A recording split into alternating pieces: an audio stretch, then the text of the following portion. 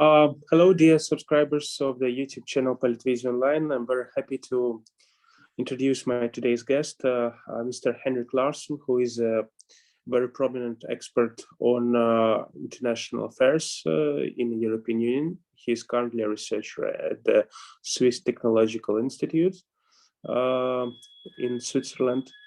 Mr. Larsson, thank you very much for joining us today. Thanks for inviting me. Mr. Larsson, we had an interview, I think, in the beginning of January, and one of the reasons why I invited you to, let's say, to interview you was your article at politico.eu, where you stipulated that NATO is not ready to give guarantees for Ukraine. NATO is not ready for Ukraine to join it. And you stipulated that Ukraine has to accelerate its European perspective and integrate into the European Union. 2 months have passed, 3 months have passed. Now we are in the middle of the Russian aggression in Ukraine, Russian intervention into Ukraine, and we see that NATO is not ready to provide a no-fly zone over Ukraine. And now President of Ukraine, Mr. Vladimir Zelensky, saying that Ukraine is ready to abandon its plan to join NATO. And in return, Ukraine hopes to receive guarantees for its independence and sovereignty. And also, Ukraine accelerated its process to join European Union, and you know that we applied to join European Union. Okay, so this was like a prehistory of the question. Mr. Larsson, when you got up on the 24th of February and you learned that Russia started its intervention into Ukraine, what was your first thought? Well, I always thought Russia would attack if they didn't get some part of the demands that they had. But I have to say that it surprised me that the extent of the invasion that had, I think almost everybody has been surprised. It looks like Russia seeks to restore the Russian Empire. That was at least the war speech that President Putin gave. Yeah, I'm still shocked. I had not believed it would come that far. I thought maybe some punishment, military strikes against Ukraine to show don't join NATO or we will go further, something like this. But this invasion is a big surprise. Mr. Larsson, the reaction which you saw among members of NATO, again, among Western allies, was this reaction surprising for you? Which state surprised you more, let's say, in good and bad way? Well, I'm not surprised that NATO doesn't give a no-fly zone. This is what it is all about. NATO allies are not willing to extend Article 5 guarantees to Ukraine, and a no-fly zone is enforcement. You need to shoot down Russian airplanes over Ukrainian territory, and that means NATO is at war with Russia, and that's what NATO doesn't want. That's why the Ukraine was never granted the membership action plan. As you know, there was a declaration of political intent back in 2008 at the Bucharest summit, but it wasn't an invitation, it was a declaration of intent. And since that time, NATO didn't move forward. For this exact same reason, there is no willingness. It's about political will. There is no will to risk a war with Russia over Ukraine. And one can maybe disagree with that, but this is the political reality. And as we see now, that the no-fly zone is not happening. So today I've seen the Baltic states are now supporting the no-fly zone. So this is positive news for Ukraine, you can say, but they are very small countries. And for instance, I know that at least Lithuania doesn't have its own air force. So you have countries supporting that have very small or non-existent air forces. I mean, but the political reality can change. It's not to say that it will never happen. Let's imagine Russia uses nuclear weapons against Ukraine. Then I think you have a new political reality, and then you might see NATO will want to stop the conflict or go in. But then it would be a different period we're talking about. Well, due to the fact that Ukraine is located very close to European Union, I mean, if Russia would use a nuclear weapon, then I think that the discussion about no-fly zone will be automatically cancelled for the whole Europe, let's say, yeah. Because nuclear potential which Russia might use in Ukraine will automatically has repercussions in European Union for sure, yeah, for the whole European continent. Mr. Larson. I mean, you can imagine too. I mean, one is that the Europeans get more scared. That's also a scenario, or a scenario where they say now that it has to stop. We are now joining the war because it's too much. Mr. Larson, you follow the situation in Ukraine. I won't discuss with you the number of soldiers and machines which Russia lost in Ukraine, because obviously we can't have an objective statistics because both parties will provide their own statistics. But nevertheless, even from the fact that this war now there is let's say today is the 23rd day of the war, and the fact that Russian military forces did not progress in Ukraine means that actually Russia is losing this war and Russia is losing this operation in Ukraine. What, from your, let's say, perspective, can be the, let's say, coming out from the situation? We know that there is now a negotiation process between both Ukraine and Russia regarding the final settlement agreement. We don't know, let's say, provisions. And as far as we understood, even provisions which were stipulated by Financial Times yesterday or on Wednesday, let's say they were not proved by both parties. So, how can you, let's say, assess negotiations in general, and which type of an agreement will come out from this negotiations? So first of all, I think it's important to notice that you cannot say yet, unfortunately, that Russia has won. There is still they are still advancing in the south, and as it looks now, that's not my assessment. You mean has lost? You mean has lost? Sorry.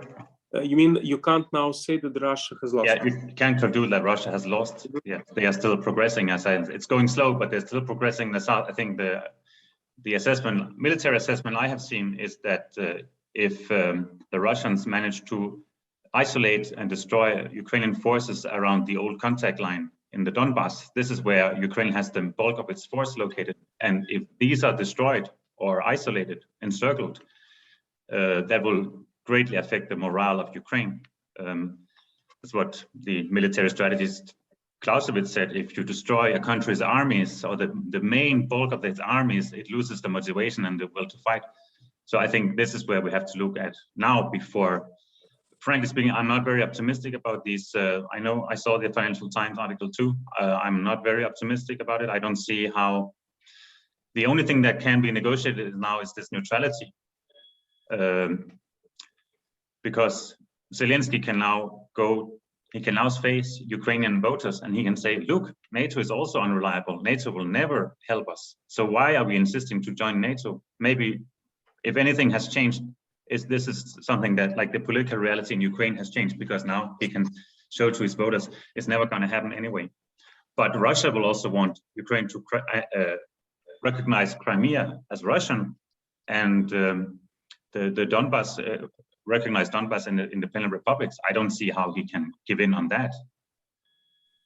Well, I can tell you for sure that Ukraine, no one Ukrainian president will ever recognize the annexation of Crimea and annexation of the part of Donbass, it's for sure.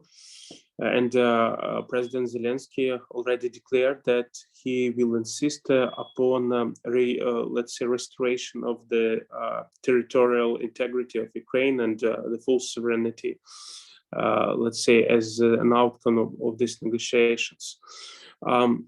Exactly. So, yeah. So the goal for Ukraine, supported by the West militarily and via sanctions, must get into a situation where Russia is so pressed that they need to pull out of Ukraine and got something out of it. And the minimum would be neutrality. But there is not, I don't think time is ready for that. They are not pressured enough yet. It doesn't look like Putin is very much pressured on the domestic scenes, even though the sanctions are biting. The economy is suffering, but he doesn't seem pressured so far. Okay, so you think that the time has not yet come when Putin, let's say, is ready to negotiate a real agreement, you know, and not to provide the perception that there is negotiations. Yeah, unfortunately, I don't think so. If we have to soberly look at the reality in Russia, there are new polls that came out yesterday. They say he's supported by 70% of the population, despite the sanctions. I don't know if you can do independent polls in Russia, but it is frightening. There are lie, damn lie, and statistics, as Mark Twain used to say, especially in a totalitarian regime, or at least close regime like in Russia.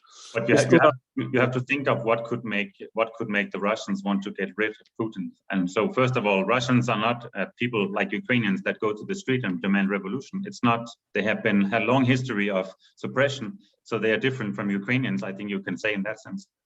And the second element is the oligarchs. The oligarchs in Russia totally depend on Putin. If he is gone, they lose their connections. They lose their access to lucrative contracts. So they don't like the sanctions, I think. And now they lose the life they had in the West, and the children can no longer attend Western universities.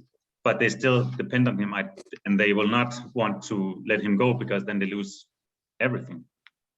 It's fine. It's funny that you know, there is let's say sometimes misunderstanding in let's say Ukraine and in Europe, because in Western Europe there is a word tycoon, which means a rich man, and oligarch, which means not only rich man but the person who exercises the power. In Ukraine, usually there is a misunderstanding, because we think that all rich people are oligarchs, but it's not true. Oligarch is the one who exercises power using its wealth.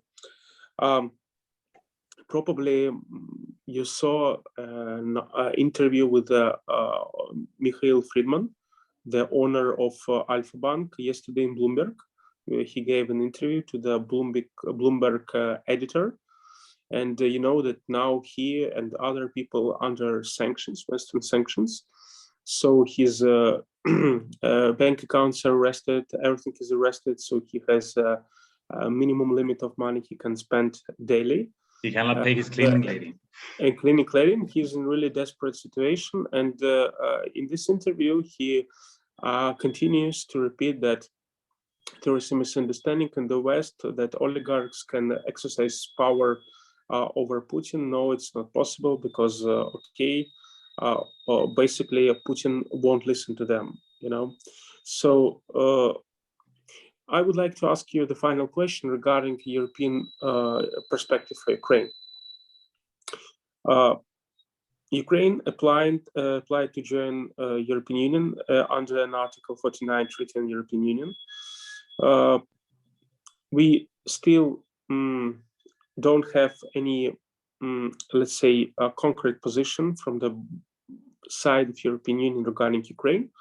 I read very carefully the statement which the countries issued on last Friday under EU Council meeting, and there is no mentioning of the word membership for Ukraine. Yeah. So obviously there are some nice things about common path, common family, etc. But you know, it's only words. So what do you think?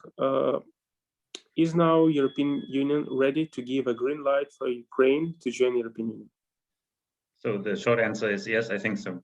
But and the summit, the declaration you referred to by EU leaders, doesn't mention membership for the simple reason that they are waiting for the opinion by the European Commission.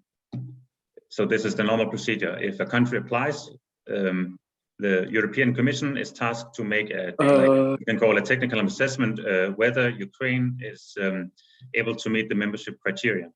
And so what you see in the EU leaders is like a preliminary support. They will not mention a European perspective. But I think you have seen the president of the Commission, Ursula von der Leyen, did not hide that she would like to see Ukraine as a member. That is also already a positive sign. I think it is difficult for the Europeans, unless they want to appear hypocritical in Ukraine that is under such an unprovoked attack by Russia, not at this hour to give a membership perspective. As you know, in the association agreement which Ukraine currently has, there is no mention of membership perspective. So this probably, as a minimum, I think there will be, there will be this membership perspective. I think so.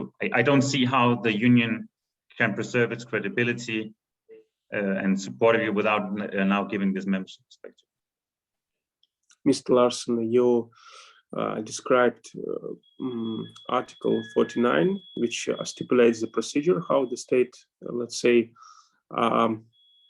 which procedure the state has to face if it wants to join the European Union. But I don't agree with you regarding the final declaration. You know, I looked carefully at the treaties which European Union Association treaties which European Union signed with Serbia and Montenegro 15 years ago, and there is very concrete wording there, and you can see there that, let's say, that the parties acknowledge that Serbia or Montenegro, let's say, has a perspective of membership in the European Union.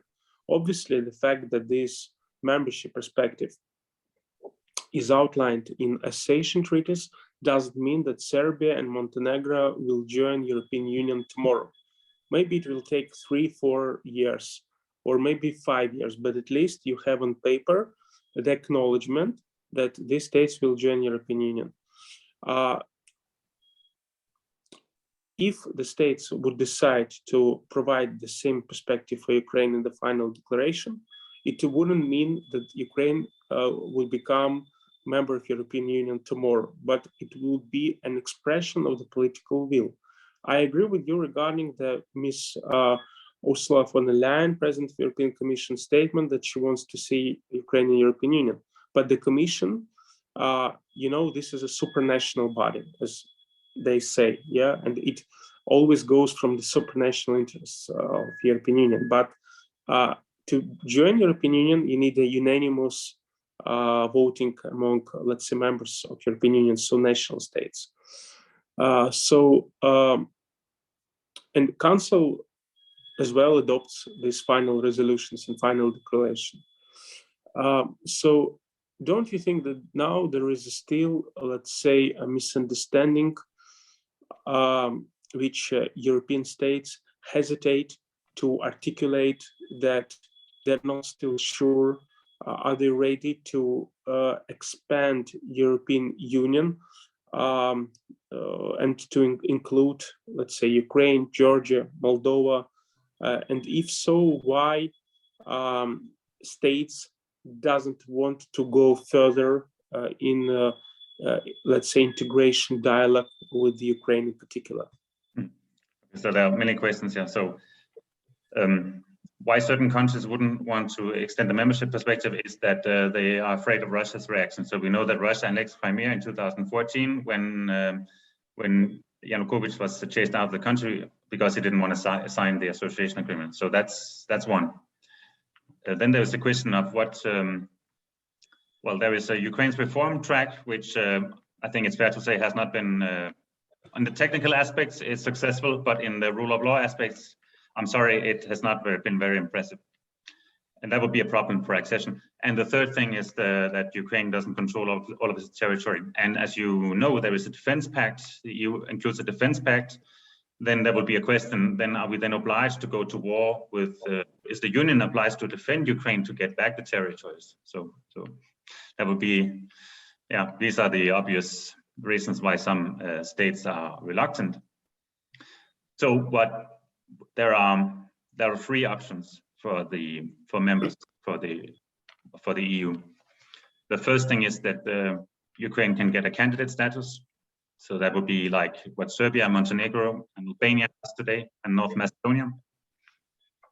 Or they can become potential candidates, which is what Bosnia and Kosovo have, because they are countries that they have fundamental problems with the rule of law, and there are also, you can call it disputes about the country status. So in Bosnia, you have the Srpska entity that is separatist, and in Kosovo, you have the problem that is not recognized by 5 EU members. So not completely similar to Ukraine, but you can like sense that there's some kind of the same things. So that I think is the most realistic option. And the worst scenario would just be the EU leaders simply declare that from now on, Ukraine has a crystal clear membership perspective. So without putting them in a category. So now there are 2 categories, candidate status or potential candidates. And if the members don't want that because they're afraid of Russia, they might just make a declaration that Ukraine has a membership perspective. Mr. Larsson, and really the final question, you read that Council of Europe expelled Russia from, Council of Europe.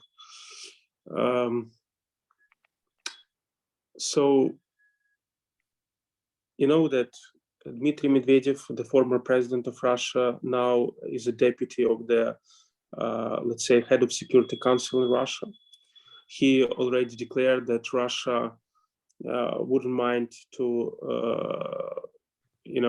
be out from Council of Europe. Then now Russia is ready to restore death penalty. So basically, Russian authorities are going to punish their own people, for the fact that Russia won't be in the Council of Europe. Even including, let's say, taking the sanctions, this war, etc., and the fact that probably Putin will, even if let's say Russia will, lose this war with Ukraine, still Putin, will give its own interpretation to Russian people, and he will, stay at power. Can we say that now we will see another Iron Curtain in Europe, which will divide the continent, and we will have Russia as a hostile state for the next decades?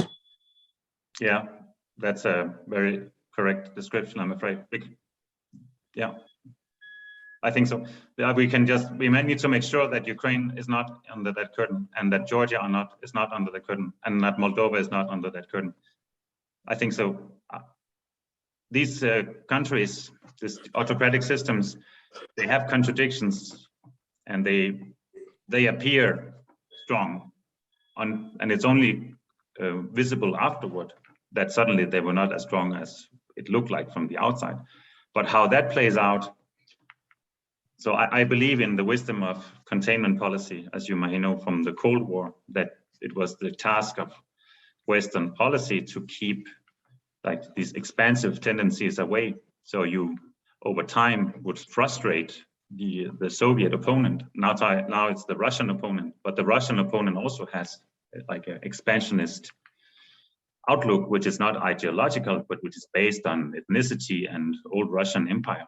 But it looks quite the same. So we must patiently contain Russia's expansionist tendencies, including in Ukraine, including in Georgia, including in Moldova, and hope that over time, regime change or change in leadership will happen. Henrik Larsson, the prominent European expert, was today on the TV show at the YouTube channel Подписитесь Online. Thank you very much, Mr. Larsson, for your time and joining us. Thank you very much. Thanks for inviting me.